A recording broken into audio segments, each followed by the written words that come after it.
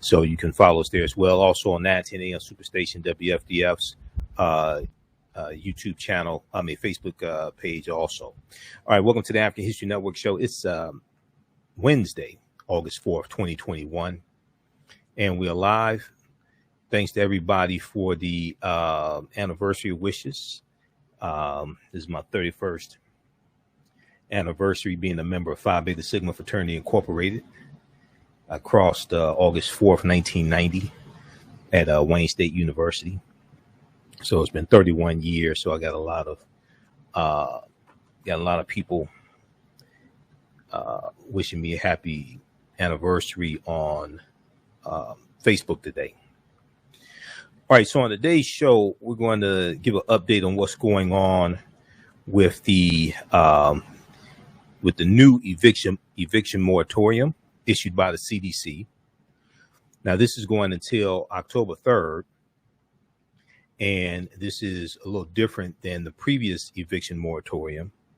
But this came about because of pressure from people like Representative Cori Bush, Representative Maxine Waters, Representative Ayanna Pressley, pressure from African-American women especially.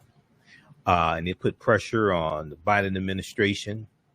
They called out Congress for going on recess, the House of Representatives for going on recess and not having passed an extension on the moratorium on evictions, which was, that was just wrong for them to go on recess like this. So we'll give an update on what's going on with that.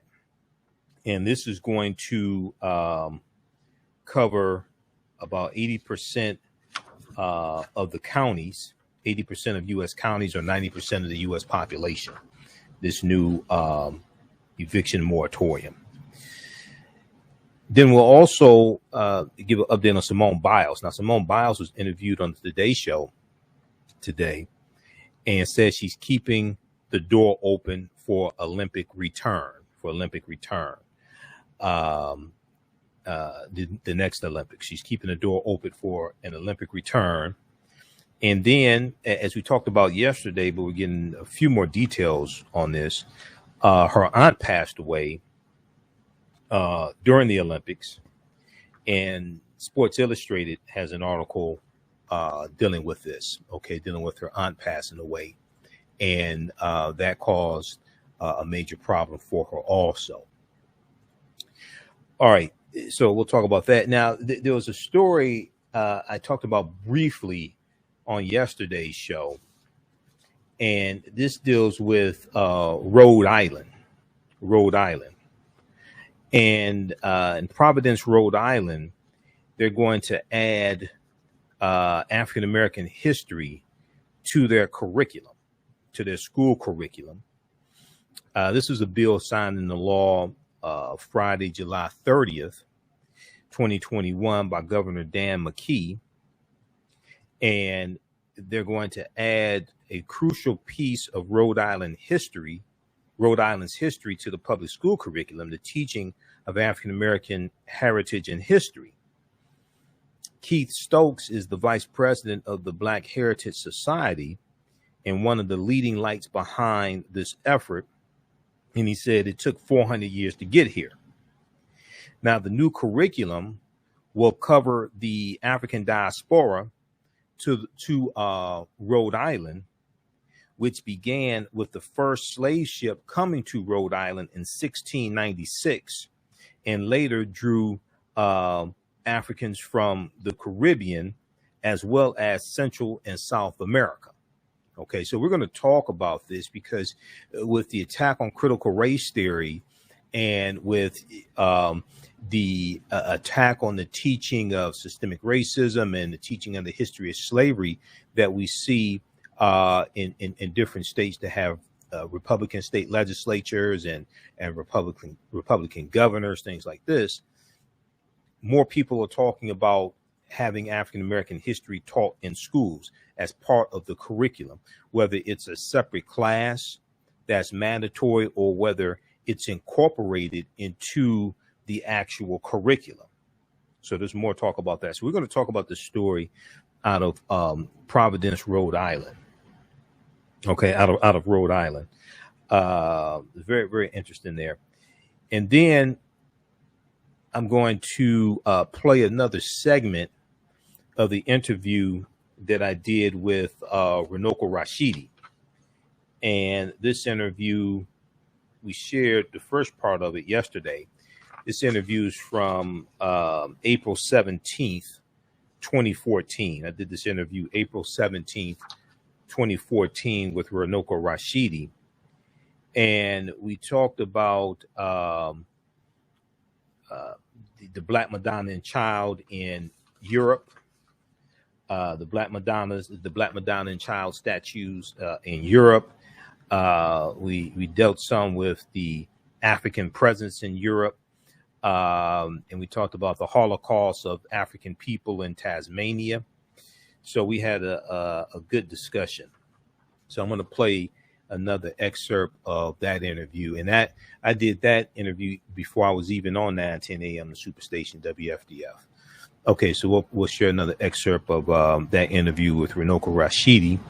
And for those that don't know, historian and anthropologist Runoko Rashidi passed away in Egypt August 2nd, 2021. Okay, August 2nd, 2021. Runoko passed away. So we talked about this a lot on yesterday's show. That's one of the reasons why yesterday's show was 2 hours. And I'll share another excerpt of, I interviewed Runoko a few times. See, I was going back through my archives of interviews because I have over 1,000 episodes of the African History Network show going back to 2010. And he was one of the first interviews I did in 2010 when I started the African History Network show. And that was on Blog Talk Radio. So he was one of my first interviews. So I went back and I was going through looking at different hard drives and found the old interview that I did with Runoko. Okay, so we'll share another excerpt of that interview from 2014. Okay, now on the African History Network show, we focus on educating, empowering, and inspiring people of African descent throughout the diaspora and around the world, because right now it's correct your own behavior, what you do for yourself, what you do to yourself, and what you allow other people to do to you and get away with is based upon what you think about yourself. What you think about yourself is based upon what you have been taught about yourself. What you've been taught about yourself is based upon everything you've read, heard, and seen about yourself. So when you control the radius of a man or woman's thoughts, you can control the circumference of his or her actions, because the mind can't do or teach what it doesn't know. Now, we deal with a number of different topics here on the African History Network show. We deal with current events and history and politics, education, economic empowerment, entrepreneurship, relationships, love, sex, health issues, and much, much more. Sign up for our email newsletter. Text the word Kemet, K-E-M-E-T, the 22828 to sign up for our email newsletter. Text the word Kemet, K-E-M-E-T, the 22828 to sign up for our email newsletter. Also visit our website, AfricanHistoryNetwork.com, AfricanHistoryNetwork.com. You can still register for the 10-week online course that I teach, the new 10-week online course that I teach, from the Civil War to the Civil Rights Movement and Black Power, 1865 to 1968. From the Civil War to the Civil Rights Movement and Black Power, 1865 to 1968. And this is a 10-week online course I teach. We each class will go through and analyze an approximately 10-year period of history to look and see what happened to us after slavery ended. Okay, and we'll go through Reconstruction. We'll go through the Jim Crow era, Plessy versus Ferguson, 1896, U.S. Supreme Court case. We'll go through into the beginning of the 20th century and the World War I, 1914 to 1918. Great Migration, 1915 to 1970, 6 million African Americans migrating out of the South, up north and out west. It's totally going to change the country. World War II, Civil Rights Movement, Black Power Movement. Each class will go through and analyze an approximately 10-year period of history to understand what happened to us, what policies were put into place to put us in the predicament we are now, so we know where do we go from here. Okay, a people's history and culture teaches them how to deal with the problems of the past in the present and the future to meet the needs of the community. Okay, so click on register here. It takes you to the next page and click on enroll. As soon as you enroll, you can start watching the course content. We do the classes live on Saturdays, 3 p.m. to 5 p.m. Eastern Standard Time. All the sessions are recorded. Click right here on enroll. All the sessions are recorded, so you can go back and watch it over and over again as well. As soon as you register, you can watch the class we did this past Saturday. Class is regularly $130. It's on sale $80. And you still have access to the course content even after the course is over with, okay? All right, we're going to jump into this first story. When we come back from the break, we'll go to clip number 1, Shakita from CBS News. So when we look at this extension of the moratorium on evictions, you know, this is very interesting, and this is what activism and pressure can do. And Representative Cori Bush is a different type of politician because she's an activist. Okay, she's an activist. So the Center for Disease Control and Prevention on Tuesday, August 3rd, 2021, issued a new temporary moratorium on evictions. The agency announced on Tuesday. Now, the new moratorium, which CBS News confirmed, will be separate from the CDC's prior eviction moratorium that expired over the weekend. Okay, and we know there was a lot of angst and there was a lot of criticism for everybody, for Republicans, for not doing anything to try to extend the moratorium, for the Biden administration for waiting to the last minute to let Congress know that they were not going to extend the moratorium, the Biden administration, and then as well as for Democrats for going on recess. Many of them, there were 10 Democrats who did not, who were not going to vote for the extension. So they didn't have enough votes, even though the Democrats control the House of Representatives, they did not have enough votes with 10 Democrats holding out to extend the moratorium. All right. And I think those 10 that voted against it, I think they may get voted out of office come 2022 midterm elections. We're going to deal with all this on the other side of the break and break this down for you. You listen to the African History Network show right here on 910 AM Superstation, the Future Radio. I'm your host, Brother Michael Imhotep. We'll be back in a few minutes. Black on Purpose Television Network. Yes, Black on Purpose Television Network. All black, all positive, all the time. The largest black-owned streaming television network in the world. Bringing our people together worldwide. Controlling our messages, our stories, our way. Black TV the way it should be. Black music, Black history, and more. 30 plus channels, thousands of shows. Black on Purpose Television Network. Subscribe now. Gain knowledge in minutes from insightful summaries of progressive and socially conscious books.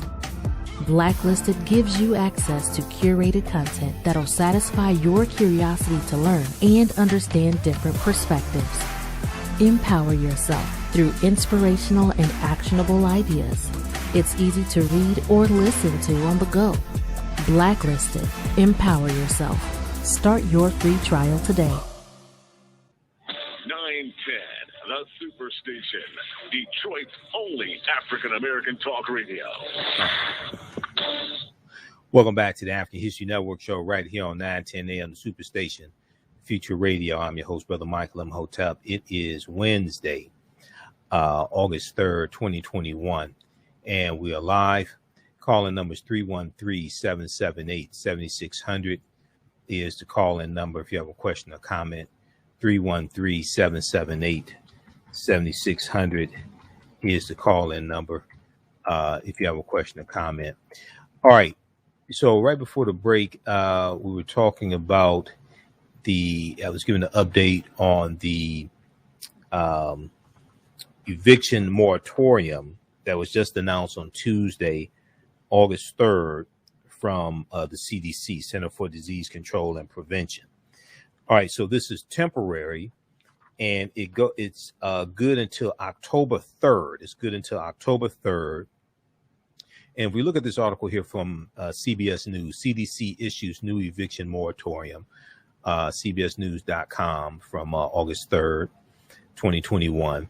The new order expires October 3rd, and it covers counties experiencing substantial or high levels of COVID-19 spread. One source familiar with the moratorium said that currently includes about 80% of U.S. counties or 90% of the U.S. population. Currently includes about 80% of U.S. counties or 90% of the U.S. population. Now, the emergence of now Dr. Rochelle Walensky, who's director of the CDC, said on Tuesday, the emergence of the Delta variant has led to a rapid acceleration of community transmission in the United States, putting more Americans at risk, especially if they are unvaccinated, Now, this moratorium is the right thing to do to keep people in their homes and out of congregate settings where COVID-19 spreads. Now, we know there were reports of about 125,000 cases of COVID-19 among people who are fully vaccinated, but that's out of 164 million Americans who are fully vaccinated. So that's 0.08%, 0.08%. Okay. So those are called breakthrough cases, but those are extremely rare. You're talking about 125,000 breakthrough cases out of 164 million Americans fully vaccinated. So a lot of times people will focus on that sample number, but don't tell you which population that sample represents. That's why you got to do more research. You have to read beyond just headlines. Okay, this is an example why. And we know Senator Lindsey Graham, a Republican in South Carolina, he was fully vaccinated. He got coronavirus. He said he has mild symptoms, but he's just stupid. He doesn't wear a mask most of the time. He's around a lot of Republicans. Now I wonder how many Republicans caught it, either from him or whoever he got it from. They spread it to other ones. We'll see. Now some people say this is karma, but we're not going to go there with that. We'll see. Quote, this moratorium is the right thing to do to keep people in their homes and out of congregate settings where COVID-19 spreads. Now, keep in mind, no Republicans work to help to extend the moratorium. No Republicans were voting for this in the House of Representatives. Okay. No, when they went on recess last Friday, no Republicans were voting for the moratorium. Also, now there's $46 billion. And one of the things that the Biden administration has been saying is that we have to free up and streamline getting the money already allocated, the $46 billion already allocated in rental assistance. Get that to the renters, get that to landlords. And there's money for people who are landlords and own properties who are having problems paying the bank for the loans and things like this because they're not getting the money in. Now, it's important for people to understand the reason why that $46 billion has been allocated to states, and in some states is tied up. It's not getting to the people directly like it should be. We're going to go to clip one from Andrea Mitchell Reports, Representative Cori Bush, in just a second, Shakita. So get that queued up, please. Thank you. The only reason why you had that $46 billion is because it was part of the American Rescue Plan. the $1.9 trillion American Rescue Plan. No Republicans in the House of Representatives or the U.S. Senate voted for the American Rescue Plan, even though it's helping Republicans that voted to put them in office. No Republicans in the House or the Senate voted for the bill. It's important for people to understand this. I need a Democrat and a Republican, but sure as hell ain't stupid. Okay, I study this on a daily basis. I can look and see who is consistently voting for bills and policies that are largely beneficial for us, and I can look and see who's not voting for those and who are in opposition to them. So this is not about Democrat or Republican. This is about policies that are beneficial, especially to African Americans, but for Americans in general. Okay, let's go back to this article here. So the latest moratorium order could face legal challenges after the Supreme Court determined the Biden administration could not extend the previous moratorium eviction through executive action or executive order. In the court, the Supreme Court hinted that it had to go through Congress. As the latest eviction moratorium was about to end last week, the White House told Congress to act, while Congress called on the White House to act. So the Biden administration is calling on Congress to act.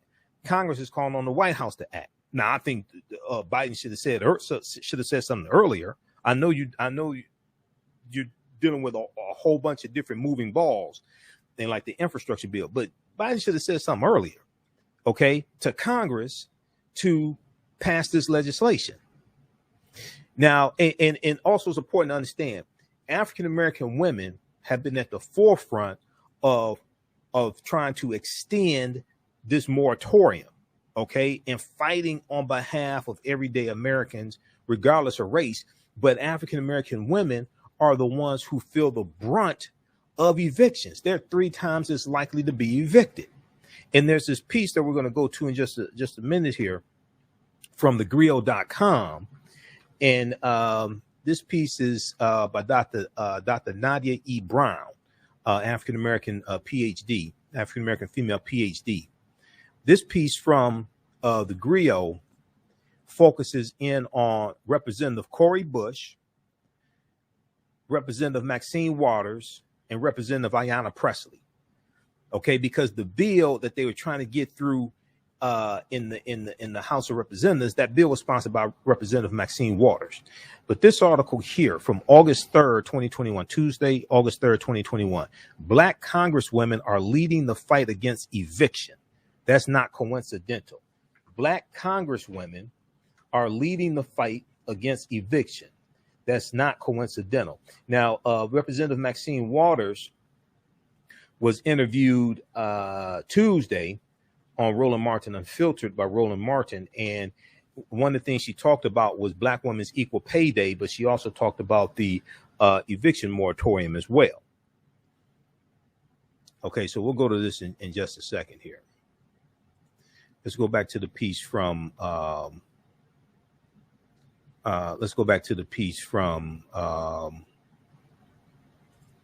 what you call it, from CBS. All right, so as the latest eviction moratorium was about to end last week, the White House told Congress to act, while Congress called on the White House to act. The White House said it lacked the authority to extend the moratorium. Now, in June of 2021, the U.S. Supreme Court decision in the 5-4 decision, the U.S. Supreme Court decided in a 5-4 decision to allow the eviction ban to continue through the end of July 2021. One of the justices voting in the majority, Justice Brett Kavanaugh, who likes a good beer, I understand, made clear that he would block any additional extensions unless there was, quote, clear and specific congressional authorization, end quote, which meant Congress, which is a co-equal branch of government, had to pass the eviction moratorium. Now, President Biden told reporters on Tuesday afternoon he isn't sure whether the new eviction moratorium will pass constitutional muster, but any litigation would, quote, probably give some additional time, end quote, for rental assistance funds to flow. I want to go to this clip here from, this is from Tuesday, August 3rd. This is from Andrea Mitchell Reports. Now, this was before the extension was announced from the CDC. This is Representative Cori Bush. She urges the White House to buy Congress time on an eviction moratorium. And Representative Cori Bush from Missouri, St. Louis, Missouri, she was homeless at one point. She was unhoused. She was homeless, and she understands what it's like to be homeless with children, and she's an advocate for those who are unhoused. Let's go to this clip, Shakita. Now by that member of Congress, Cori Bush, a Democrat from Missouri, who, Congresswoman, thank you for joining us. You were camped out for a couple of nights on the Capitol steps. You've been leading the protest. You have a personal story, your own experience in the past with homelessness. So tell us why you're trying to dramatize this. I think I know with your background just how important this is to you. Yeah, so we've been out here since Friday night. The hour before I decided, and I spoke with Representative Alexandria Ocasio-Cortez and just said, hey, what about let's just stay out here? Let's just, put up some chairs and just stay. And she said, like, okay, I'm down. The hour before that, I had no idea that that's what we would be doing. But the idea that we could go on recess and we could go on vacation as the House of Representatives while millions of people, upwards of 11 million people could end up being forced out of their homes. There was no way. My brain couldn't comprehend that. So being out here, being uncomfortable, being cold, it's been raining. We've been out here today is day 5. So I've slept out here for 4 nights, for 3 nights. The 4th night, Representative Ocasio-Cortez stayed in my stead. We switched off, but the rain falling on us. This is the thing. When you're already cold and then it rains on you and the rain soaks your blankets and soaks your sleeping bags and then the ground is wet, what do? You're wet and now you're cold and there's no place to go to get warm. That is just so many things. That's why I have to speak up and speak out, because this is this is us being inconvenience temporarily, but we're talking about people who will have to live this way if we don't do better. And we haven't fixed the housing crisis as of yet. We complain about it. We say we need to fix it, but we haven't met that need. How do we put more people out on the street? I understand what it's like to get that notice. I understand what it's like to sleep on the streets, and I would not allow anyone else to do it. Not while I'm sitting here in the U.S. House of Representatives and I keep my mouth shut. No way. Well, let me ask you this, Congresswoman. There is tension, and it's not just from the progressive caucus of the Democrats. There is real tension now, clearly, between Nancy Pelosi's office and other Democrats at the White House, because the White House only first notified the House that this expiration could not be stopped by executive action on Thursday, the day before the House was leaving. The Senate's still in session. I haven't heard anything yet from the Senate Democrats who lead the Senate as to them taking it up. And Nancy Pelosi's position is that they're not going to take this up unless she knows that the Senate is going to try to do something, which they clearly don't have the votes for. So, how does anyone defend the system where this finger pointing going back and forth? Where was the White House, for instance, for weeks and weeks? They knew when this was supposed to expire. Yes, so that's why today we have both the Speaker's office, my office, and then I know over the last few days there have been others from within Congress saying that we are asking the White House to go ahead and move forward with an eviction moratorium, because This need is urgent. This is an emergency right now in our country, and we can't wait any longer. And the time that it will take to get the House back and to vote, plus getting it through the Senate, that's going to take a while. Buy us some time to get that done. We know we have to get it done, but buy us some time. So we're asking the White House to go ahead and do this. If there's a court challenge, possibly, let's work on that when and if that happens. But right now, the people don't care about if something could possibly happen. And also, if something does, we have to look at the weight of it.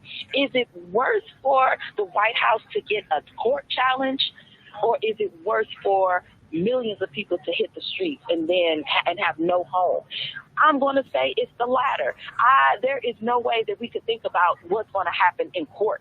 A court challenge. If we have to take an L, take an L. But at least we did the work to make sure that we kept the people that we're supposed to represent, the people that are looking to us. They don't care about the blame game. They don't care who did what, when, and how. They care about right now. Today there is a notice on my door saying pay or vacate, and I don't have the money. I don't know what to do. My state, my local government, I'm fighting to get those resources that I was told are available through the ERA. I'm having trouble. What do I do? Because my landlord does not care. That is what we have to deal with, and deal with it today because it's happening already. And just to point out, if the White House has said that their hands are tied because of a Supreme Court ruling, and you're saying, just do something by executive action and then deal with the court deal later on. We've got to go with Congresswoman Cori Bush. Thank you so much for lighting a fire under this. Millions and millions of people are exposed. All right. So that's from Andrea Mitchell Reports from Tuesday, August 3rd, 2021. That's from around noon. So that's before the CDC announced the new moratorium, moratorium on evictions. And this activism was largely spearheaded by Representative Cori Bush. This is an example of what happens when you have real activists who become politicians. And she said today, it was either today or yesterday after it was announced, she said that this is like a new era because now you have an activist in the House of Representatives, and she's going to bring those activism skills to legislation, to Congress. All right, I want to go to we're going to go to clip 2 here next, Shakita, from CBS Evening News in just a second. If we look at this article here from NBC News, CDC announces targeted eviction moratorium after days of pressure. CDC announces targeted eviction moratorium after days of pressure. House Democrats unable to pass a new moratorium had pressed the White House to act. Now, if we look at paragraph 2 here, it says, if counties improve their COVID-19 rates and do not experience substantial and high transmission for 14 consecutive days, tenants will no longer be protected by the CDC moratorium. Similarly, if COVID cases worsen in a county, renters might be protected by the CDC order. Now, county transmission rates can be found on the CDC website. The new order will expire October 3rd. Okay, as of now, it covers about 80% of counties. This moratorium covers about 80% of counties, or 90% of the U.S. population. Okay, this is a statement from Dr. Rochelle Walensky, CDC director. The emergence of the Delta variant has led to a rapid acceleration of community transmission in the United States, putting more Americans at increased risk, especially if they are unvaccinated. Okay, this moratorium is the right thing to do to keep people in their homes and out of congregate settings where COVID-19 spreads. Now, news of the extension drew praise from progressive House Democrats who have been furious that the moratorium was allowed to expire on Saturday. Led by Representative Cori Bush, a Democrat from St. Louis, Missouri, who you just heard in the segment there from Andrea Mitchell Reports, several members launched a protest, sleeping on the Capitol steps for 4 nights, Capitol Hill steps for 4 nights, demanding that the administration act and the House reconvene to address the issue. And this drew national media attention, and this put pressure on the Biden administration, put pressure on the White House, put pressure on the Center for Disease Control and Prevention to do something. Senator Elizabeth Warren weighed in on this. Senator Chuck Schumer, Nancy Pelosi was working behind the scenes as well. That's one of the reports that I saw today. Nancy Pelosi was working behind the scenes, putting pressure on the Biden administration also. But this is what happens when you have like real activists who bring these skills to the House of Representatives. This is what we need. So now, so there was an article from the Washington Post that I saw late today, and it was saying now that progressive Democrats have gotten the extension with the eviction moratorium. Actually, the name of the article, with eviction victory in hand, congressional Democrats turn attention to student loans.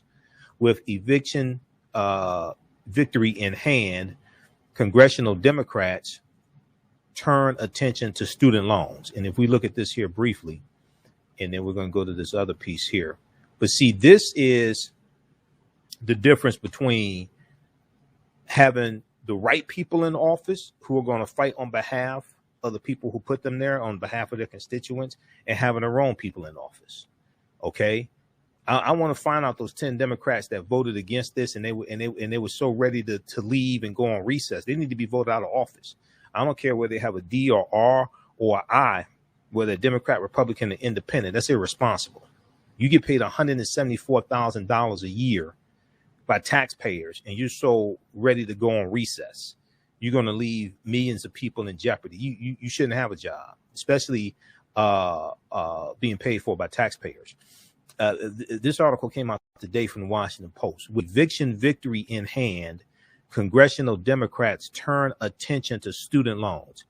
Temporary freeze on federal student loan payments expires at the end of September, and many Democrats want it extended. Now, this is at the same time when they're pushing to get student loan debt discharged. Okay, some people say they want the full $1.6 trillion discharged. Biden ran on the platform of discharging $10,000 per person in student loan debt. We know that the Biden administration has discharged about $3 billion so far. A lot of that has to do with people who were victims of predatory colleges, and they were stuck with student loan debt. So the Biden administration has already discharged about $3 billion in student loan debt, largely for people who were victims of predatory colleges. We know that when you study these predatory colleges, like a lot of these for-profit colleges, and you had at least 2 of them put out of business by the Obama administration, ITT Tech and Corinthian College, I think was the other one. There was a crackdown on for-profit colleges under the Biden administration when the Trump administration came in, and that idiot was Secretary of Education, Betsy DeVos, clueless Betsy DeVos. Betsy DeVos loosened the restrictions on predatory colleges that were put in place by the Obama administration. Predatory colleges disproportionately target African Americans and Latinos. Okay, when you do the research on predatory colleges, you'll see this. This is an example of how elections have consequences. And then it's understandable that she would loosen restrictions on for-profit predatory colleges, because didn't Donald Trump run a fake university called Trump University? He got sued by the state of New York for running a fake university.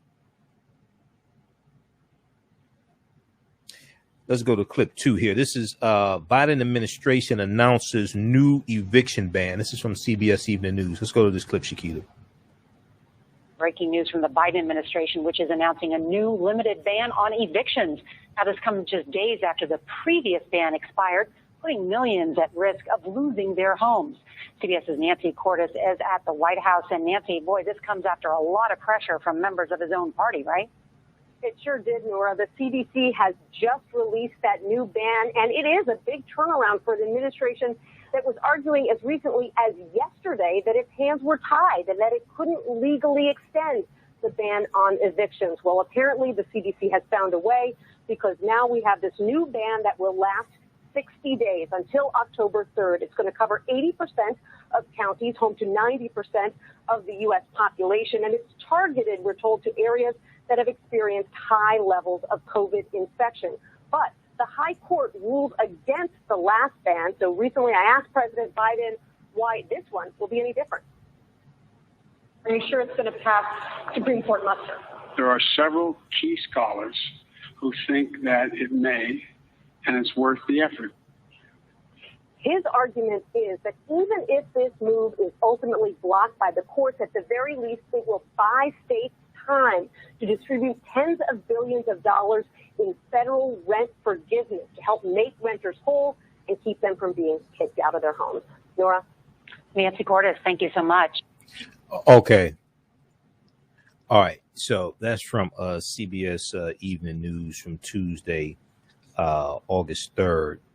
All right. Now, see, and this is an example of why many people voted for Joe Biden.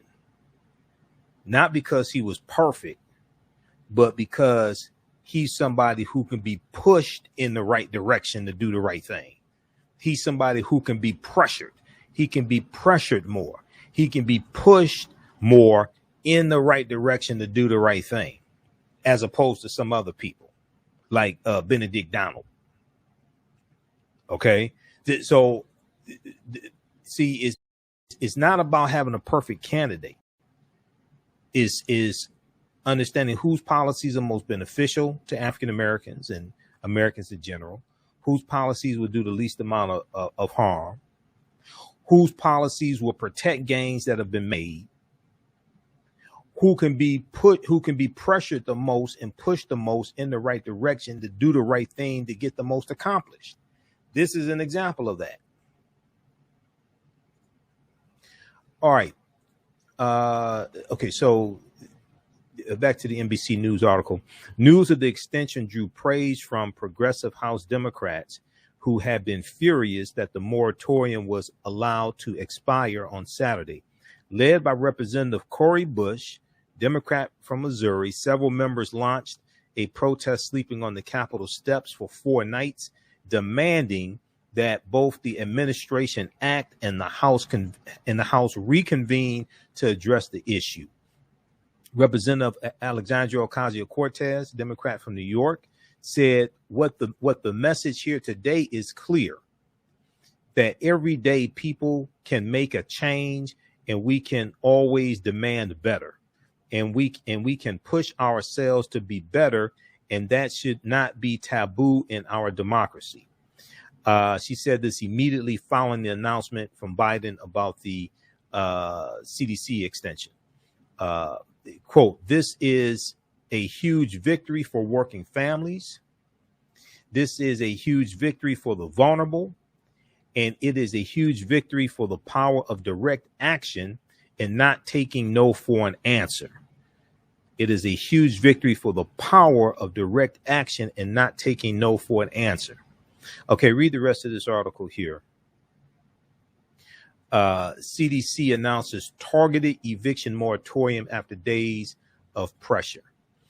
Okay, there's this other clip we want to go to. We're going to go to the clip from the NBC Nightly News, Shakita.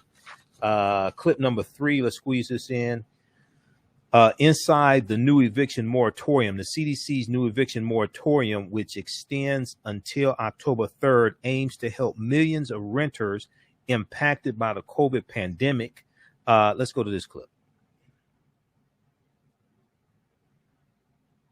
Judges appeared in court this morning to fight eviction over an alleged lease violation.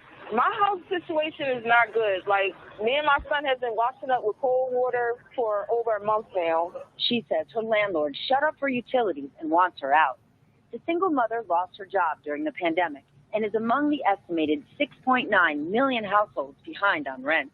She hopes the CDC's new moratorium on eviction, which extends until October 3rd, helps keep her in her home. If I do get locked out, I really wouldn't have nowhere to go. She applied for rental assistance, but so far has not received any, and she's far from alone. According to an NBC News investigation, of the billions of dollars provided by Congress for emergency rental assistance, as of mid-July, 26 states had distributed less than 10% of the money allocated to them. That was landlords like Stacey Johnson Cosby in Kansas City need the money too. Are you not getting that money? Well, it's coming slowly. So there are some people, if you can find where to apply, how to apply, because the process is really cumbersome. And then once it is applied, it's a 4 to 6 week turnaround time to even find out if a caseworker has been assigned. The CDC's moratorium is designed in part to allow for more time for that distribution, and the Biden administration is pushing for states to simplify their application process. This latest move by the CDC is likely going to face legal challenges right away. In June, the Supreme Court indicated without an act of Congress, it was unlikely to uphold an eviction moratorium. Okay, so that was from NBC Nightly News. That was Stephanie Rule that you heard there during the reporting. According to an NBC News investigation, as of mid-July 2021, 26 states had distributed less than 10% of the $46 billion provided by Congress for emergency rental assistance. Okay, less than 10% of the $46 billion has been distributed that was provided by Congress. That was part of that $1.9 trillion American Rescue Plan. So one of the things Biden is saying and others is like, look, they got to get that. A lot of that money is stuck at the state level and hasn't gotten down to the renters and to the landlords. So they're saying, look, you got to distribute that money that has already been allocated. Okay, those watching on Facebook and YouTube, keep watching. We're going to keep broadcasting for a few more minutes. You can support the African History Network, $ the AHN Show through Cash App, $ the AHN Show through Cash App, also through PayPal, paypal.me /the AHN Show, paypal.me /the AHN Show. Remember, we focus on educating, empowering, and inspiring people of African descent throughout the diaspora and around the world, because right now it's corrects wrong behaviors. Not over till we win. Wakanda forever. And we'll talk to you tomorrow. Peace. All right, stand by, everybody. Stand by. We're going to squeeze in. We'll squeeze in this topic here dealing with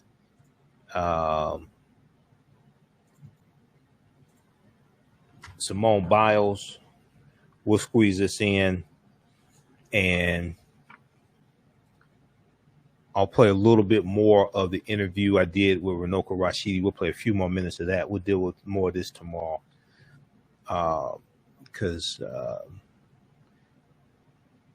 Okay, I dealt with the first topic longer than I expected, but it's an important topic. All right.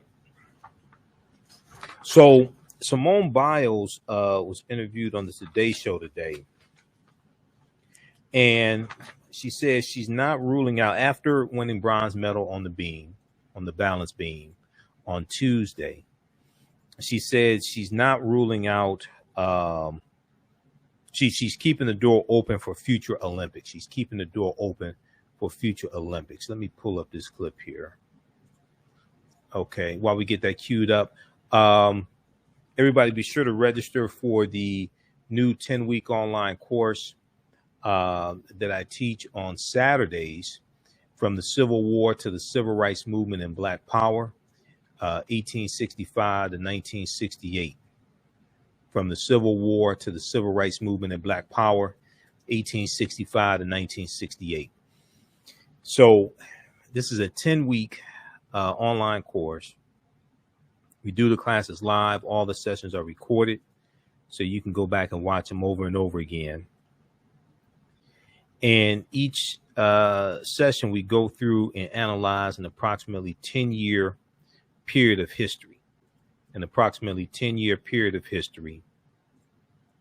to understand what happened after slavery ended.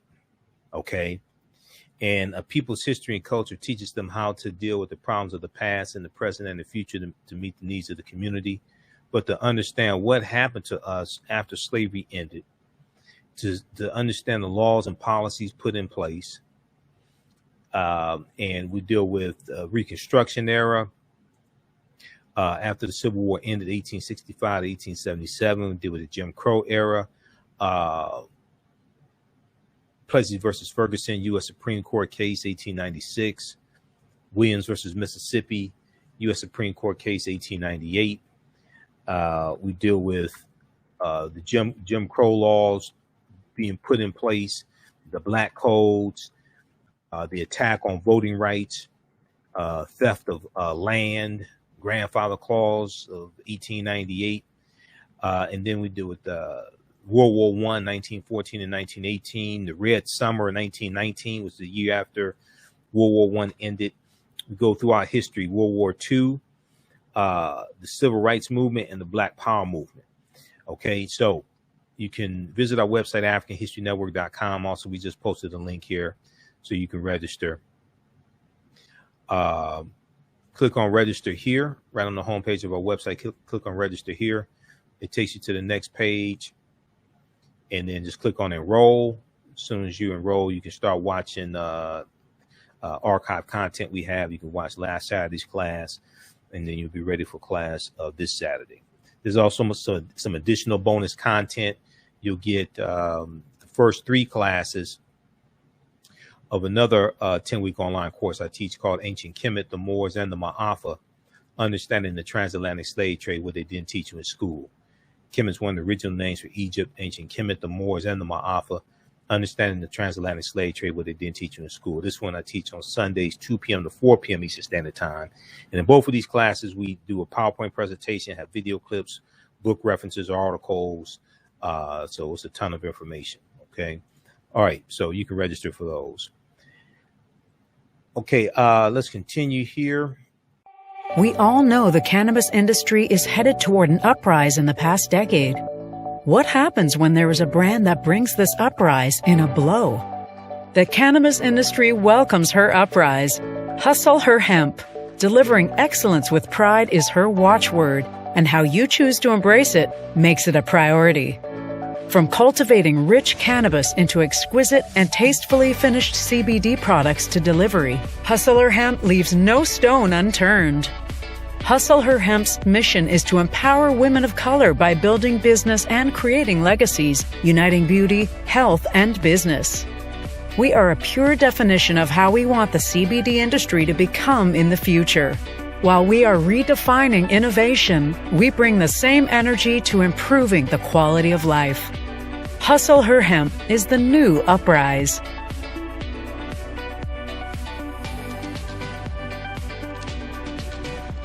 Hi, I'm Joel Wilson, President and CEO of JCW Computer Consulting LLC, a technology implementation firm with over 20 years of satisfying customers. We offer a full spectrum of industry top-tier branded services. We are an authorized partner or reseller for Lenovo, Zoom, T-Mobile, Microsoft 365 and Surface tablets, Google Workspace, Acer, Asus, Samsung, PCmatic security software, and many more. Our online store features laptops, Chromebooks, computers, printers, accessories, and software. Businesses, take advantage of our free 1-hour Zoom tech consultation and know we offer top nationwide high-speed internet service providers, voice over IP, and cellular phone services. Home users, don't miss our current in-stock Chromebook inventory. Please visit us at jcwcc.com or call 215-879-6701. All right, who we have? We have April, have Ruby, just a few of the people watching. All right, I want to go to this next story here dealing with Simone Biles. So she was interviewed on the Today Show today, and she says she's keeping the door open for Olympic return. And let's pull this up here.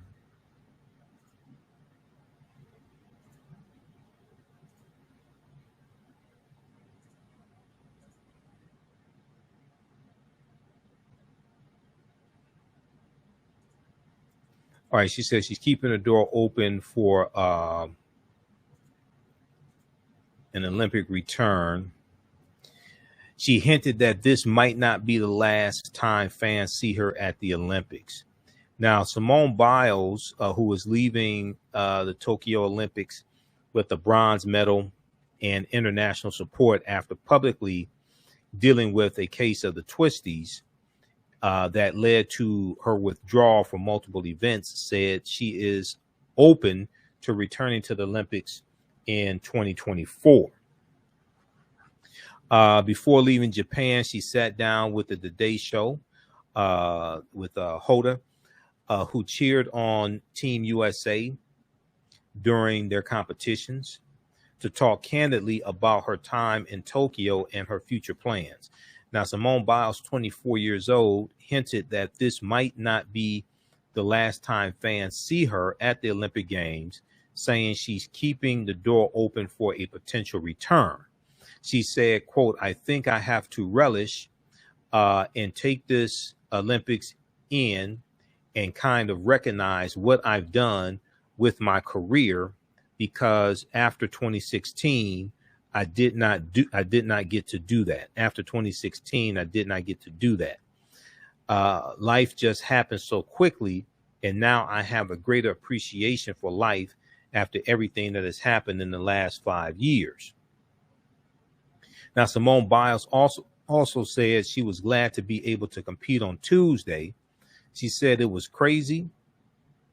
I'm happy I was able to get back out there and do one more routine, especially since I had the girls there rooting me on, as well as the guys. It just really felt amazing." Okay. It just really felt amazing. So I want to go to the interview that she did on the TheAHNShow.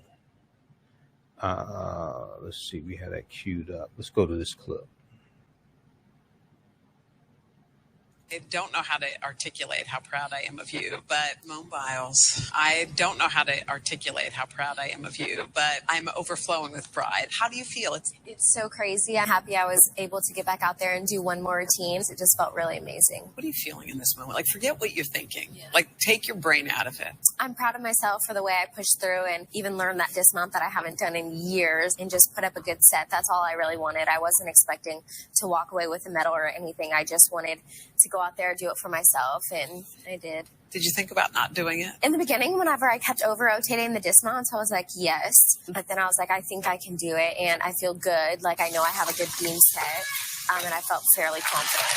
Can you explain what the pressure feels like on you? It feels heavy. It's like the weight of the world on your shoulders, and I'm very small, so I feel like at times it's very overwhelming. But whenever you get so overwhelmed and have triggers, it's just like I have to focus on my mental well-being, and that's what I did. You sure did. That was brave. Thank you. It was hard working 5 years for a dream and just having to give it up. It was not easy at all. Wow. And that was not what was planned. Did the vault, you paused, you waited. Tell me about that decision, because that had to be made in that tiny moment. Yeah. It was quick, but I also had to make that decision for the team because they worked so hard and I couldn't lose a medal for those girls. So I decided to pull myself out. So if anything, I think by having me not in the competition, they won the medal. I also don't think people realize doing that vault, since I still landed on my feet, I don't think they realized I didn't do the correct vault I was supposed to. I had no idea where I was in the air. You could literally see it in my eyes in the pictures. Like, I was petrified. What were you afraid of? I had no idea what I was about to land on. My head, my face, my legs, my arm. I had no idea where I was. And that could have been a career-ending moment for you. And so I was really afraid I was going to hurt myself. When you said that you were afraid of letting people down, that's a lot to carry too, isn't it? Yeah, for one person, especially just like my family back home, they sacrifice so much. You work 5 years for something and you have a whole team surrounding you and you do it all together. And it's just like, I get here and it didn't work how I wanted it to. But it ended. It ended on a high, so very grateful and thankful for that. But I still feel like we go back home and there's still a lot of things I need to work on internally and mentally to kind of feel like I had success here.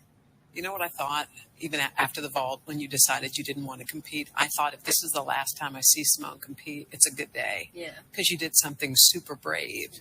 And I thought that was brave of me, too, because if you would have asked me a couple years ago, I would have kept pushing through. But I'm at the age now where I kind of control my mental and my well-being. And I knew that it was the best decision for the team and myself. What was the lowest valley for you while you were here? What was the moment where your lowest point? Probably realizing or recognizing that I would only be remembered for my medals and everything until one morning I woke up and I was like, I'm more than my medals in gymnastics. I'm a human being, and I've done some courageous things outside of the sport as well, and I'm not a quitter. And it took all of that realizing to see that, because I don't think if this situation didn't happen, I would have never seen it that way. You know what struck me when I interviewed you before the Olympics? You talked about there were a lot of reasons you wanted to compete again. Right. And one of them was because you didn't want people to forget what happened with Larry Nassar. Yes. You're still here. You said, I'm still here. Did that weigh on you at all? A little bit, but I knew that still being the face of kind of like gymnastics and the USA and everything we've brought, it's not going to be buried under the rug, and it will still be a very big conversation. So we still have to protect those athletes and figure out why it happened, who knew what when, and just... Do you think that affected you at all this time around? Now that I think of it, like maybe in the back of my head, probably yes, because there are certain triggers that you don't even know. Yeah. And I think it could have. Yet there you were in the stands, man. Yeah. Because I thought, I wonder if Simone's going to kind of take her sweats and go hang out in the corner. No, you did not. No. Had to cheer on my girls. They worked too hard, and I was going to be there to support them no matter what. You must have been super proud of them. I was beaming with joy. I have never been so proud of these girls. They've been so strong coming off a year that everybody had to be quarantined and then getting back in the gym. Those are some strong and courageous girls. Was there ever a doubt? Yes, and that's the point. Was that beam routine the last time we're going to see you compete at the Olympic Games? I think I have to relish and take this Olympics in and kind of recognize what I've done with my career, because after 2016, I didn't get to do that. So you're keeping the door open? Yeah, keeping the door open. Look at you keeping the door open. Here they are to accept silver medals. I knew you were strong before these Olympic Games, but I did not have any idea how strong you were. Thank you. You made us proud. You made your country proud. We're proud of you, honey. Thank you. Thank you, Simone. Craig, don't you love that? She's like, so you're saying there's a chance that you come back in 3 years? She did. I love to hear her say, though, I'm more than my medals. That's my takeaway. Darn straight. My medals. Yeah, whatever it takes to make that realization, you are a whole human being. Absolutely. And we're happy because Hoda's on her way back, but so is Simone and the whole team. And they're going to be right here on our plaza live tomorrow morning. Brew the coffee. The jet lag is a thing. Ask Al Roker. He knows, but they're all going to be here. Isn't that fun? You That's guys, going to be great. This crowd is great. Come on back tomorrow. All right. So that's a great interview with Simone Biles. Read the article here from NBC News. Which one is that one here? Okay. Simone Biles says she's keeping the door open for Olympic return. Simone Biles says she's keeping the door open for Olympic return. Okay. So I think what's going to happen is I think Bruno Mars is going to I think they're going to play the Bruno Mars song, like the track, the Bruno Mars song, Keep the Door Open. They'll play that in the background of this interview. I think that's what's going to happen. Somebody's going to put that on TikTok or something. Okay. So read this article. Now, there was one we talked about yesterday, how Simone Biles revealed that her aunt passed away recently during the Olympics. Her aunt passed away unexpectedly during the Olympics, her aunt on her father's side. Sports Illustrated has an article dealing with this. Simone Biles reveals aunt died unexpectedly during Olympics. Let's go to this article here from Sports Illustrated. So there was so much pressure on her. Also, Raven Saunders, who won a silver medal, the shot put, I think it was the shot put. Raven Saunders, African American woman, and I saw her interviewed. I saw her compete, and I saw an interview with her after she won, and she put up the X sign for poverty when she was on the Olympic stage getting the medal. She put up the X sign for poverty. Her mother died while she was at the Olympics. Okay, so she's mourning the loss of her mother. I'm looking at this here. Olympian Raven Saunders' mother dies days following her silver medal win. And Olympian Raven Saunders' mother dies after the shot putter wins silver medal in Tokyo. I'm looking at Yahoo News for this, picked up by People Magazine. So she's mourning the loss of her mother. She talked about, Raven talked about in a post-Olympic competition interview, she talked about contemplating suicide. I think it's like in the last 2 years. And she talked about the different things she had to overcome. Olympian Raven Saunders' mother dies days after the shot putter wins silver in Tokyo. This is from Tuesday, August 3rd, 2021. There's a picture of her competing in the shot put. Olympian Raven Saunders shared Tuesday that her mother, Clarissa, has died just days after the athlete won silver in the women's shot put at the Tokyo Olympics. Writing on Twitter, Saunders shared the news and said that she would take time away from social media as she deals with her mother's death, and that's totally understandable. She said, let me see, did they have the actual tweet? Yeah, here's the actual tweet here. Raven Hulk Sanders at Give Me One Shot, hopping off social media for a while to take care of my mental health and my family. My mama was a great woman and will forever live through me. My number one guardian angel. I will always and forever love you. Okay, so check this out here. And you can read this article this was originally from People Magazine, picked up by Yahoo Entertainment. Olympian Raven Saunders' mother dies days after the shot putter wins silver in Tokyo. All right, so we have that one. We'll post this link here. Now, if we look at Sports Illustrated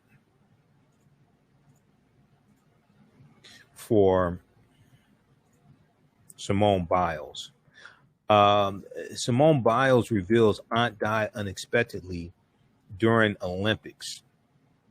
And this is from August 4th, 2021. So Simone Biles revealed Tuesday her aunt died during the gymnast time in Tokyo during the Olympics. Biles' announcement comes less than a week after she withdrew from the women's team final, the individual all-around event, vault and uneven bars, and the final floor event. The four-time gold medalist said the decision to withdraw was made for her mental health, raising a topic that has received increased attention during the Tokyo Games. Let's see here. Okay, so now a lot of details. It was her aunt on her father's side who passed away. Okay. And this was while she was in the Olympics. So that contributed also to her mental block that she was dealing with. All right.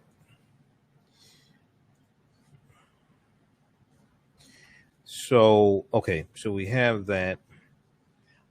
This story dealing with Providence, Rhode Island, and the African American History Program. We'll have to we'll talk about that on Thursday's show because we're running out of time here.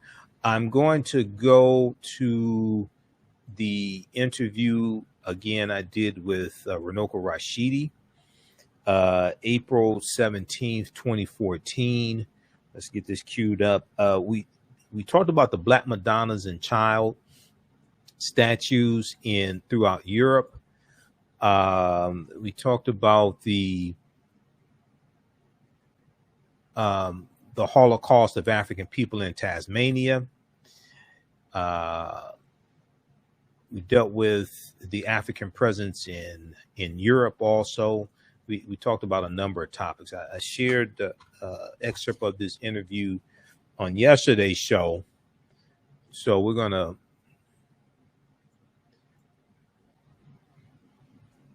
pick this up here later in the interview. The interview was about 53 minutes. We have this on YouTube. Okay. So how's everybody doing? All right. Share this broadcasting on social media platforms. Follow us on our YouTube channel, Michael Imhotep, IMHOTEP on YouTube.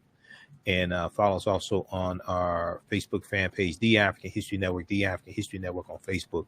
If you like this type of information, you can support the African History Network, $, TheAHNShow, through Cash App, $, TheAHNShow, through Cash App, also through PayPal, paypal.me/TheAHNShow.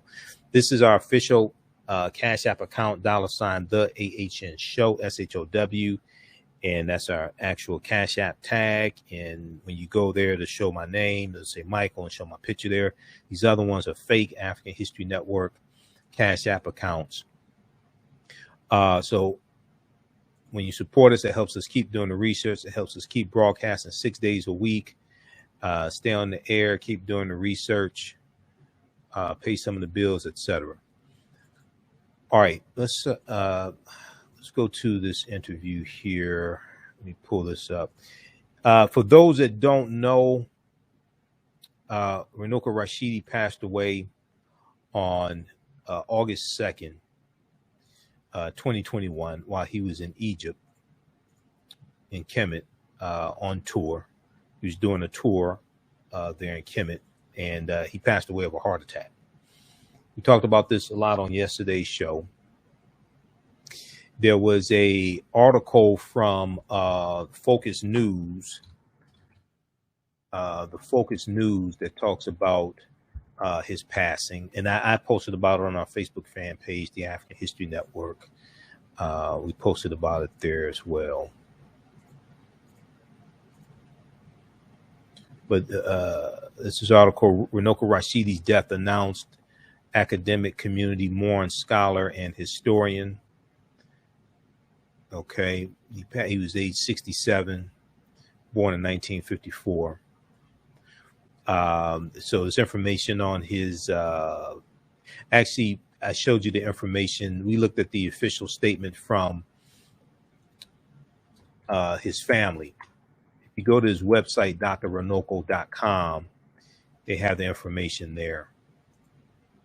Now, Taki Grant, I talked to Taki, the director of the film Happy. I talked to Taki. I talked to him Tuesday. Okay, August. I talked to him August 2nd. Because he's one of the people I talked to confirm that Runoko had passed away. Sunday, August 8th, there's going to be a special broadcast that Taki Grant and Happy are doing. And they're going to have Dr. Leonard Jeffries and Professor James Small and everybody. It's a tribute to Runoko. I contacted Taki because I want to be part of that as well. I was friends with Runoko and had interviewed him a number of times. Carl Nelson, who's a friend of ours as well. I've been on the Carl Nelson show twice, Carl Nelson radio show. Carl Nelson is doing a tribute to Runoko Rashidi. And this is going to be on Thursday, August 5th. 4 p.m. to 7 p.m. The Carl Nelson radio show, the big show. It's Carl Nelson's radio show. So this is, if you go to drrunoko.com, this is Runoko Rashidi's official website, drrunoko.com. They have the information there, and they have updates, okay, on what's going on, and they have the statement from the family as well. So here is from the family, Runoko Rashidi.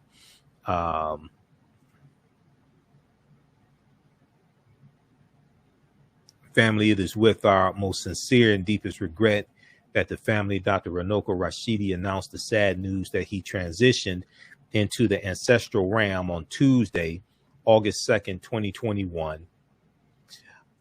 He was on tour in Kemet doing what he loved most.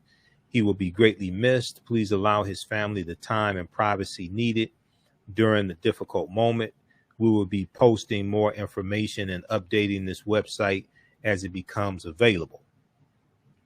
Brother Yasir Rahotep, Brother Vernon, Sister Teresa Dobson, Sister Althea Cooper.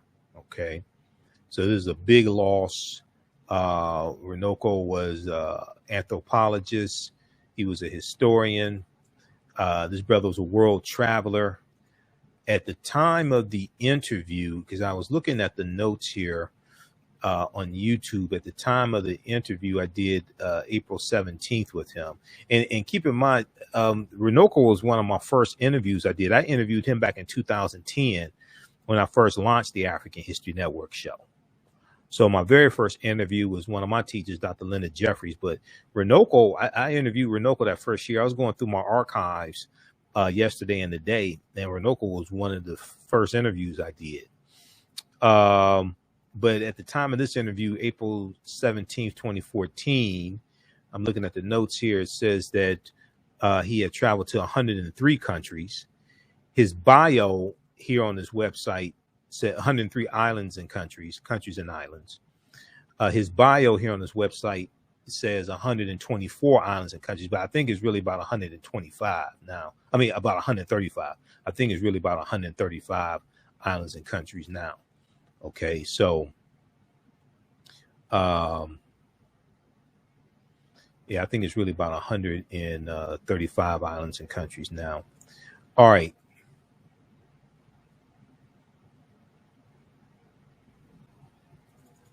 Let me pull up, see if we can pull this up. Oops, I ain't gonna do that. So you can pull this up here.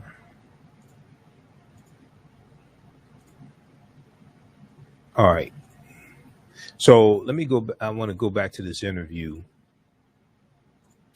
Another excerpt of this interview I did with Runoko. And he was in France. It was about 4 o'clock in the morning when he did this interview. He was in France. Let's go back to this clip. Tell us about this article, because some people still aren't familiar with the Black Madonnas of Europe at all.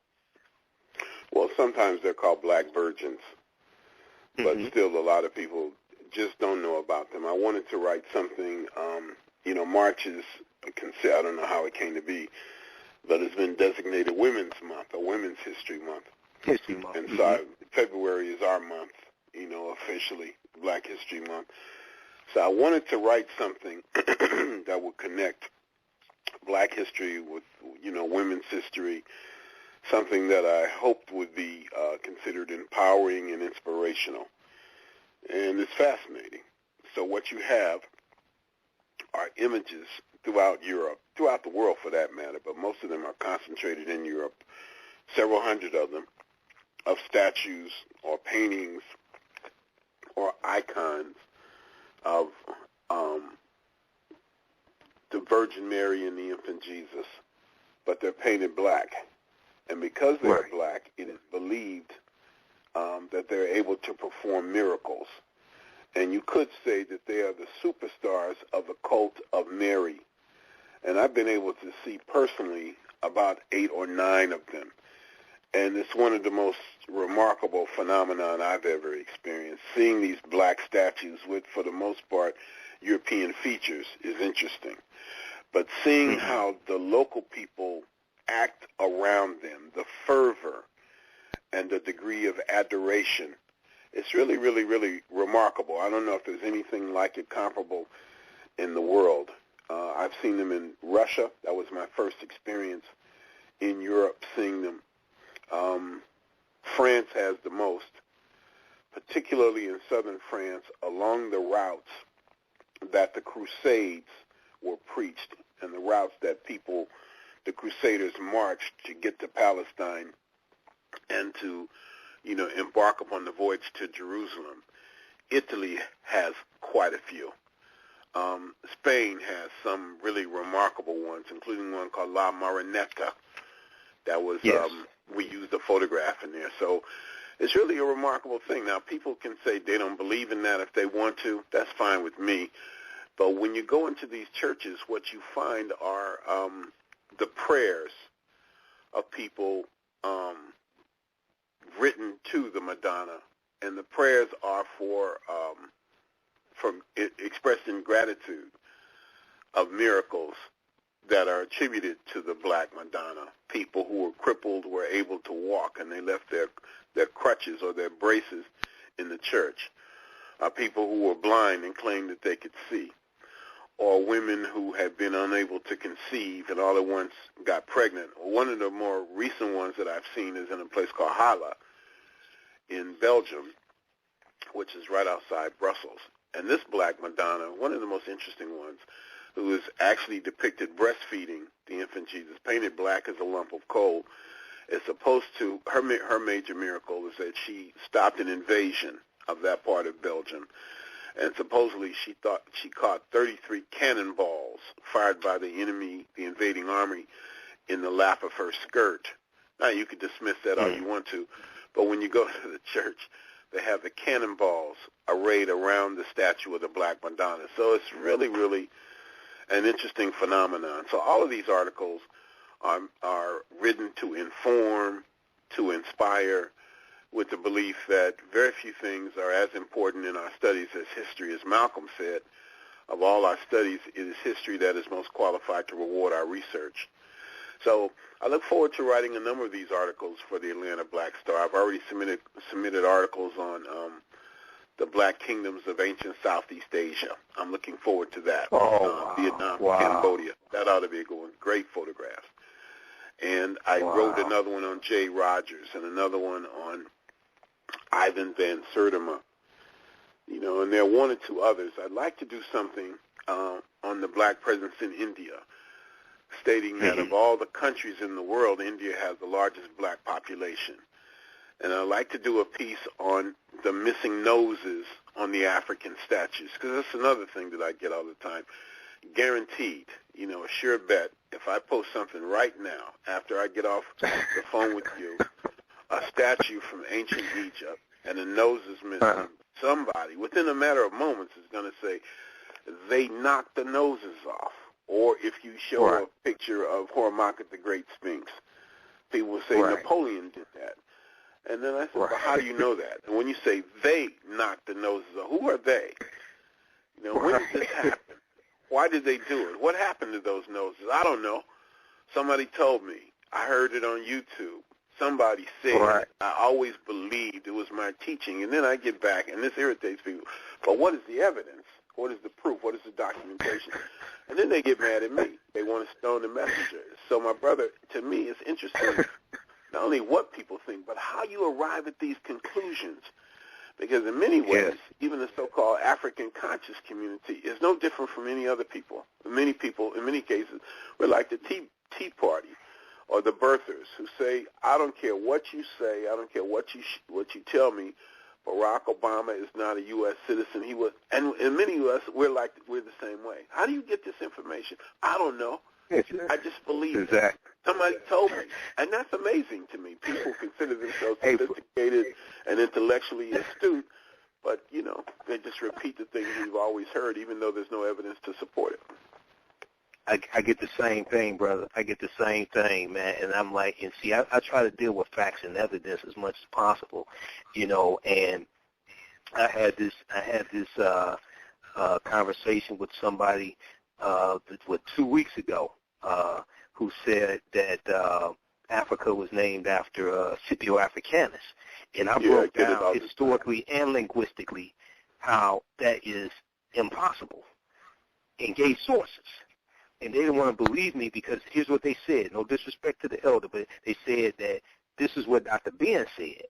And I said, no disrespect to Dr. Ben, but he did the best he could do with the limited resources he had. But where is the evidence? We can look at the language, because we look at Africanus. Africanus means of Africa or belonging to Africa. I went and bought a Latin English dictionary when I was doing my research on this to find that out. And then we look at the word Africa. I had Professor James Small on a couple weeks ago. He broke down the word Africa means land of the Afri. And the Afri are, North African people in Algeria and Tunisia, black North African people who are still there today. And then we can look at that Publius Cornelius Scipio, his family's last name was not Africanus. That was not his surname. He took that after he conquered that territory because it was already named that. But we can look at numerous sources, but people don't want to. They don't want to do that. They just want to believe myths and fairy tales, man. So. And I can't figure that out. Now is that the result of slavery? And it just made us, as I pointed out earlier, psychologically dependent and intellectually lazy. Do we need a white person to tell us these things in order for a lot of us to believe it? The people, as you know, become argumentative and very, very defensive about these things. And it's really, in many ways, it's an insult, or the name Al-Kabulan. People say that was the original name for the continent of Africa. And I've come to the conclusion that's very Eurocentric thinking. The idea of continents doesn't seem to come out of the African experience. What makes you think that people had a name for an entire continent, or that people in ancient times even realized that they lived on a continent? Where do these designations come from? And so if you can't even ask the right question, you will never be able to get an acceptable answer, because whether we realize it or not, for the most part, we're looking at things from a Eurocentric perspective. And as a result of that, a lot of the things we study simply don't make sense, because we're not looking at it from an African perspective. You have probably done some work, and this is something I should do more work on myself, is in the orientation of the world. That if we go, for example, to Kemet in ancient times, the references to Upper Kemet, Lower Kemet, Upper Egypt, Lower Egypt, but up is the south. Lower is the north. And so in a sense, and Charles Finch told me this way back in the early 1980s, the great Charles Finch, is that we're looking at the world upside down, without realizing it. And we get a little bit of knowledge, and we become very arrogant with it in many cases, and you don't want to hear anything else. It's as though you believe you've arrived, and therefore there's no need to go any further. And I think that we do ourselves an injustice for those of us, who have suffered and struggled and scrapped for hundreds of years, our ancestors taken out of the door of no return, etc. I think they deserve the truth. One of the scholars that I most admired and still do, who had a big influence on me, was Dr. Chancellor James Williams in his magnificent book, Destruction of Black Civilization, where he says essentially the African historian must be on a relentless search for truth and must not tremble with fear when that truth is contrary to what one would prefer to believe. And that's a difficult threshold for a lot of us to cross. Absolutely, absolutely. Well, very briefly here, in Nile Valley Contributions to Civilization, Anthony Browder dispels a lot of myths, and he shows the correct orientation of Africa, because the way that it's depicted to us is actually upside down, and Africa is actually much larger in comparison to Europe and other continents than is actually depicted.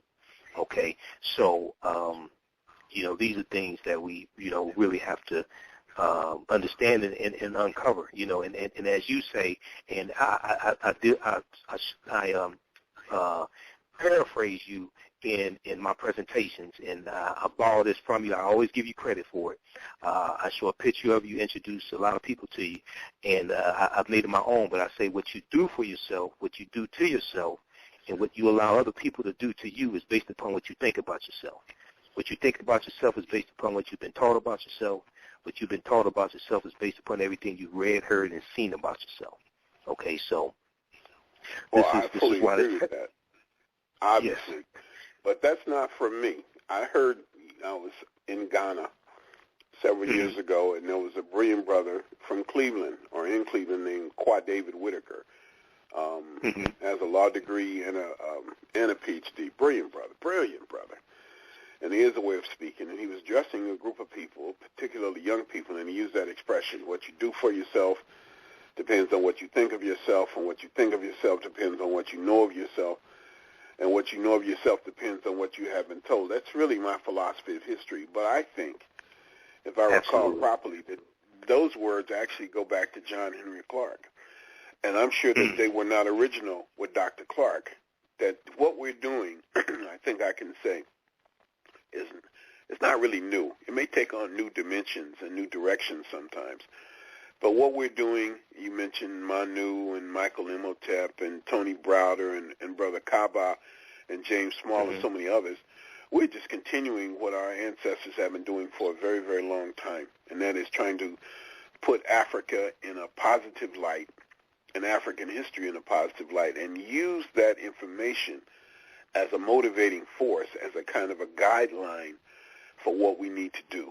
Because history, as you know, cannot just be dates and facts and figures and what happened in a certain year. It has to have meaning. It has to have substance. It has to be a roadmap. And I think, it's a very positive thing that we're doing, and I would like to think the ancestors are pleased by our efforts. Absolutely. Well, I hope they are, brother, and I know what it's like to do research, man. Because I just did a lecture January 24th that was the culmination of about 4 years of research, and it was 100 slides, and it was about 4.5-hour presentation, and I still didn't get all the information in. It was on the transatlantic slave trade, what they didn't teach you in school, understanding that. So I have an inkling understanding of it, and I wanted to make sure that I represented the ancestors. I wanted to make sure I put together something that honored the ancestors. That was like one of my biggest concerns, in putting that together. So, hey, I understand that.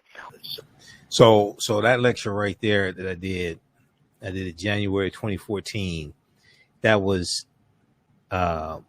understanding the transatlantic slave trade, what they didn't teach you in school. That it was a 4.5-hour lecture. And from that 4.5-hour lecture in 2014, over the years, that evolved into the 10-week online course that I teach called Ancient Kemet, the Moors, and the Ma'afa, Understanding the Transatlantic Slave Trade, what they didn't teach you in school. That's what I was referring to. Back at this time, okay, so this interview was April 17th, 2014. Okay, I hadn't even thought about doing the online course on that. I had just finished doing the lecture. Okay, I did the lecture like back in January. Okay, so from that lecture, it was really about 7 years of research. From that lecture, over time, it evolved into an online course. I taught the online course first time in 2017. Okay, so back at this time, April 17th, 2014, I wasn't even thinking about doing an online course. I was thinking about doing the lecture again and maybe expanding or trying to do another one and get additional information in that I hadn't done before. I wasn't even thinking about doing an online course. All right, so it's interesting. I haven't listened to this interview in a long time, so it's interesting to hear me say that back then to Runoko and see, it's evolved into a online course. And I've been teaching that course since 2017. So it's like 4 years. It's 4 years now. Okay, let's go back to the interview here. Okay, let me pull up this picture again.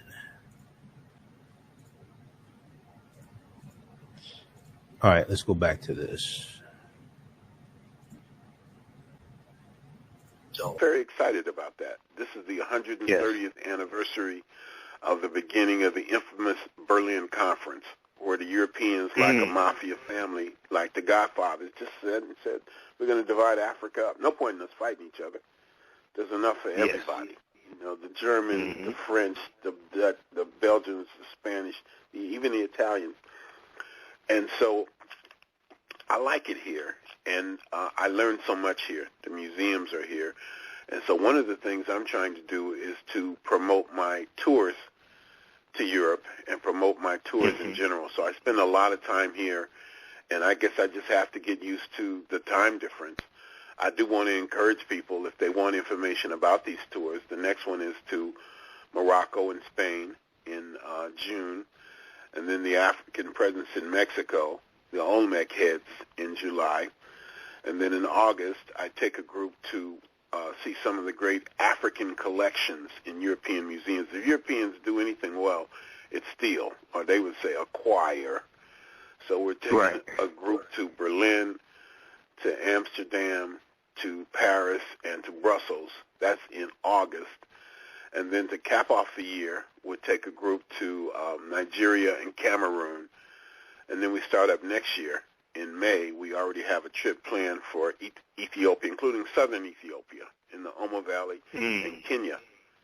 And so if people are interested in that, and I'll be in Detroit, I believe, on the 1st of August. Minister Shabazz is bringing me back, so I'll get a chance to see you there.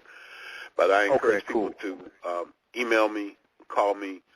I do check my phone messages even when I'm not in the United States, and to go to my website. If you want to email me, please go to Runoko@yahoo.com or Runoko@hotmail.com.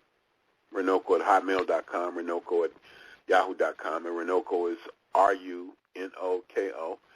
Or you can go to my website, which I'm using now, www.travelwithrunoko.com.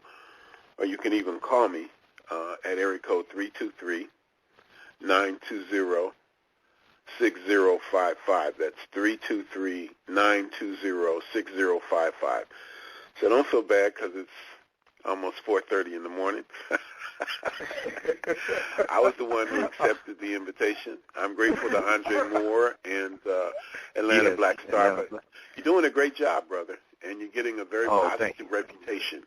And you know what the ancestors used to say, a good name is better than gold. And you have a very good name, and you should be proud of that. I'm proud of it.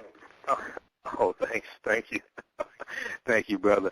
Well, look, brother, you know, you get some sleep, and people check out. Also on Facebook, tell people how they can follow you on Facebook, because you have the Facebook group where you do the class on Friday nights also, right? You're still doing that, right? In fact, you're in that class. I don't know if you know it or not, but you got a scholarship.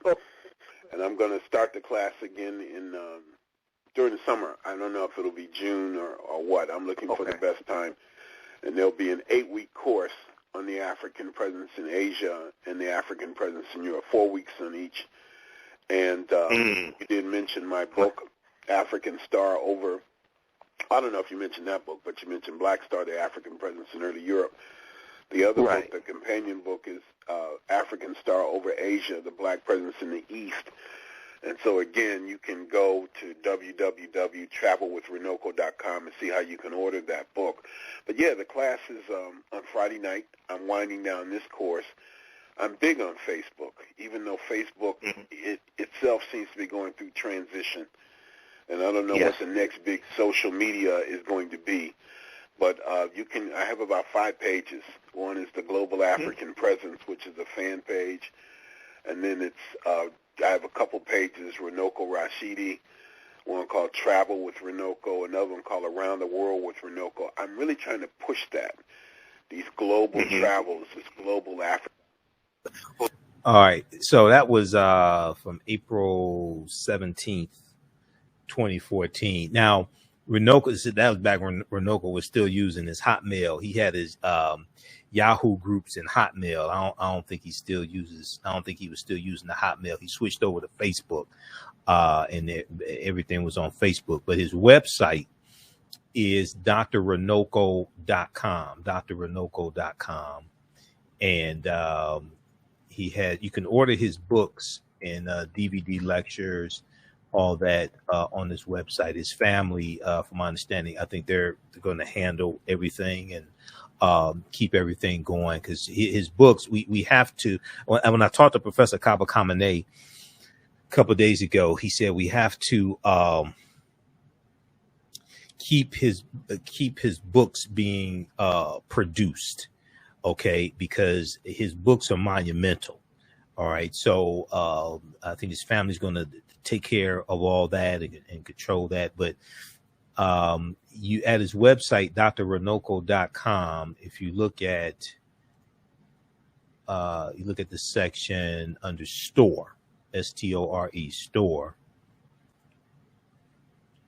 They have his books here that you can order: African Star over Asia, The Black Presence in the East. And see, this is one of the books I reference in my online course, Ancient Kemet, the Moors, and the Ma'afa, Understanding Transatlantic Slave Trade. I referenced that one and this one here, The African Presence in Early Europe. This is a fantastic book. Prefaced by Robin Walker. Robin Walker is a walk-in encyclopedia of African history. Robin Walker is in Hidden Colors 4. He's in Hidden Colors 4. Robin Walker lives in England. And see, Robin Walker wrote the book When We Ruled. Okay. And you see, he has DVD. Okay, yeah. So this is the book, and he has a DVD on this one also. Black Star, the African Presence in Early Europe.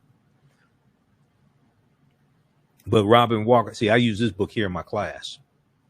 So if you've taken my online class, Ancient Kemet, the Moors, and the Ma'afa, you know we reference this book, Black Star, the African Presence. And I interviewed Runoko about this book because I interviewed him in 2000. It was another interview I did. I was trying to find that interview that I did with him about this book, and it's not playing well on Blog Talk Radio. So I have to find the original. I have to find the file for the original interview. I have it in audio format. I got to find that because I want to play that one. That one was a hell of an interview that we did. But so visit drrunoko.com. You can order his books and DVDs here. Okay. And you see all these here. You know, he was an institution. He's an institution. All right. Okay.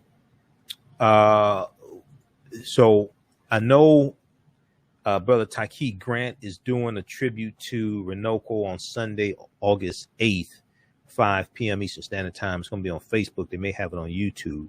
I'll get more information about that. I'm trying to be a part of that. I sent Taki a text message today because we talked on the 2nd. We talked on Monday. Monday was the 2nd. We talked on Monday. Okay. All right. So everybody, you can, if you like this type of information, also be sure to register for my 10-week online courses where I have more time to delve into this history. And my latest class is from the Civil War to the Civil Rights Movement and Black Power, 1865 to 1968. And we look at history. We look at the last year of the Civil War and 40 Acres and a Mule, Special Field Order number 15, Lincoln being assassinated, Civil War ending April 9th, 1865, June 19th, 1865. 13th Amendment ratified December 6, 1865. So we look at approximately a little more than 100 years of history. What happened after slavery ended? What were the advances we were making? Acquisition of land, things like this. Also being locked out of massive land giveaways, largely locked out of massive land giveaways. Homestead Act, Southern Homestead Act, Dawes Allotment Act of 1887. And then we see the end of Reconstruction and the reversal of rights and advancements that we were making. We see Jim Crow laws being put in place and voter suppression tactics being used and voter suppression being written into state constitutions, Texas State Constitution of 1876 and Mississippi State Constitution of 1890, Louisiana State Constitution of 1898, etc. Then we go into the Jim Crow, we go into World War I, 1914 to 1918, Great Migration, Red Summer 1919. We had over 25 major race riots in this country. We look at the Harlem Renaissance of the 1910s to the 1930s, stock market crash, October 29th, 1929, the impact the Great Depression had on African Americans, the New Deal programs from the Roosevelt administration. We go through and look at all this history, and through the Civil Rights Movement, 1955, and 54 with Brown versus Board of Education, and then the Black Power Movement, 1966. Okay, we go through and look at all this history up until the assassination of Dr. King, 1968. So this class meets on Saturdays, 3 p.m. to 5 p.m. Eastern Standard Time. We do it online. It's at our online school. It's not on Facebook. It's at my online school. We do the classes live. All the sessions are recorded. You can go back and watch them over and over again. You can watch them around the world. So click on register here, and it takes you to the next page. On the next page, just click on enroll, and you can click on enroll. As soon as you enroll, you can start watching archive content. You can watch last Saturday's class, and there's also bonus content that you can watch. The bonus content are the first 3 sessions of Ancient Kemet, the Moors, and the Ma'afa, Understanding the Transatlantic Slave Trade, what they didn't teach you in school. And this is the first 10-week online course that I teach. This one here deals with thousands of years of history leading up to the transatlantic slave trade. And we deal with the transatlantic slave trade. Then the new class that I teach, I did this new class because I wanted to be able to look at history from 1865 through about 1968 and really focus on what happened, okay, and give more time to that, because that lets us understand how we got to where we are today and where we need to go from here. So this class, Understand the Transatlantic Slave Trade, this meets Sundays, 2 p.m. to 4 p.m. Eastern Standard Time. Click on register here. You can register for that one, and you can watch last week's class, and you'll be ready for this class this Sunday. All right, so the courses are regularly $130, on sale $80. And we posted the link here, but you can also visit AfricanHistoryNetwork.com, AfricanHistoryNetwork.com. All of my DVD lectures and digital downloads are at our website, AfricanHistoryNetwork.com. Okay. All of my lectures are here. You can listen to audio podcasts of our shows. We have over 1,000 audio podcasts. But we have bundle packs of my lectures. This one here, this is my latest one. I did this June 16th, 2021. June 16th, 2021. This deals with the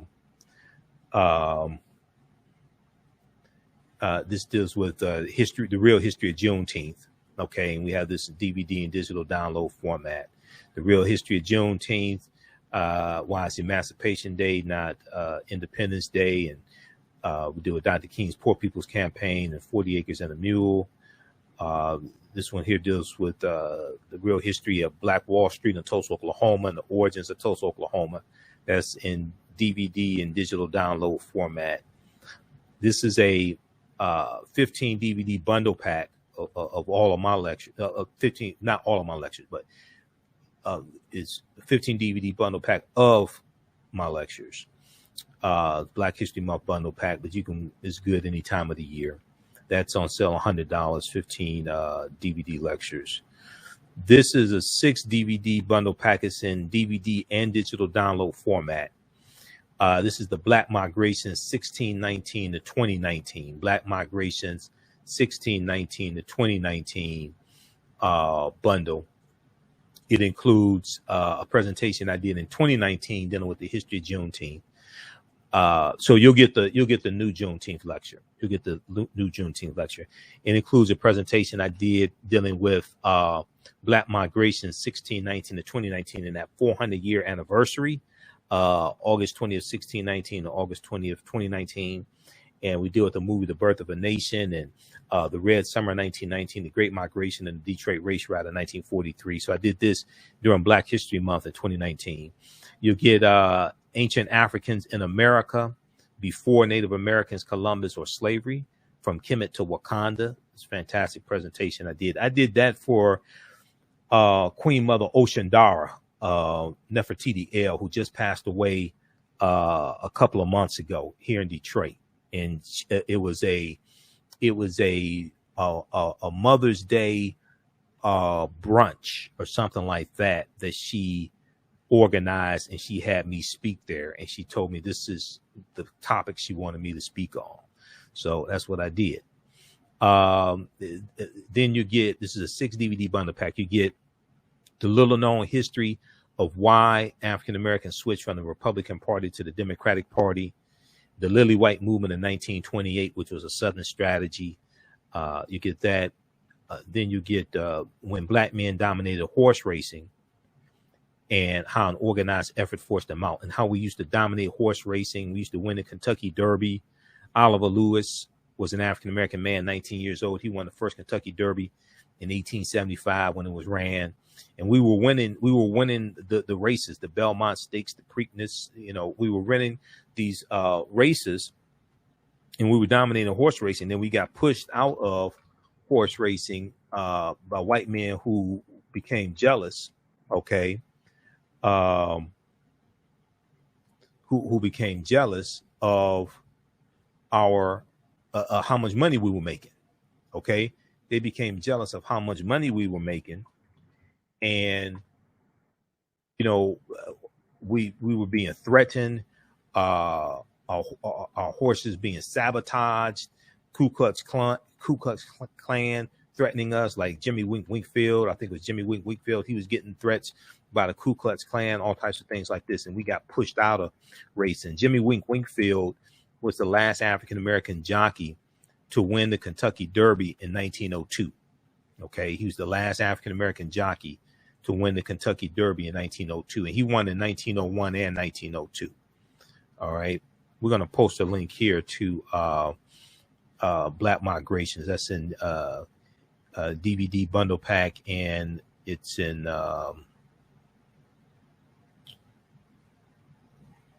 it's in DVD format and digital download format.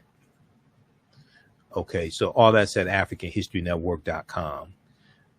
This one here deals with the ancient Kemet, the winter solstice, and the history of Christmas, all of that. So we got all this here. Okay. All right, so I have a ton of my stuff here. And then you can click on the website, click on, what is it, DVD titles, and it gives you other titles in all of my lectures there. I think it has about 45 of my lectures there at our website, AfricanHistoryNetwork.com. All right. Okay, hey, look, we have to get out of here. If you like these interviews I've done a ton of them. I was thinking I need to share. A lot of people don't know the interviews I've done in the past, and I'll be doing some interviews, some more interviews very soon. I talked to Professor Kaba, Professor James Small. So I'll be doing some more interviews very soon. But I'm going to share those. I'm thinking like each show, or maybe every other show, we take 10, 15 minutes and share excerpts of some of the interviews I've done. And a lot of the interviews, are from Blog Talk Radio. So I need to take those and put them on YouTube, because I have a ton of stuff. I have interviews that I was doing on Blog Talk before I even really started putting interviews on YouTube. And I interviewed Dr. Fukiao. I interviewed Dr. Wayne Chandler. I interviewed some of everybody. Okay. All right. So look, we have to get out of here. Remember, at the African History Network, we focus on educating, empowering, and inspiring people of African descent throughout the diaspora and around the world, because right now it's corrects wrong behavior. It's not over till we win. Wakanda forever. We'll talk to you tomorrow. Peace. Black on Purpose Television Network. Yes, Black on Purpose Television Network. All black, all positive, all the time. The largest black-owned streaming television network in the world, bringing our people together worldwide, controlling our messages, our stories, our way. Black TV the way it should be. Black music, Black history, and more. 30+ channels, thousands of shows. Black on Purpose Television Network. Subscribe now. Hi, I'm Joel Wilson, President and CEO of JCW Computer Consulting, LLC, a a technology implementation firm with over 20 years of satisfying customers. We offer a full spectrum of industry top-tier branded services. We are an authorized partner or reseller for Lenovo, Zoom, T-Mobile, Microsoft 365 and Surface tablets, Google Workspace, Acer, Asus, Samsung, PCmatic security software, and many more.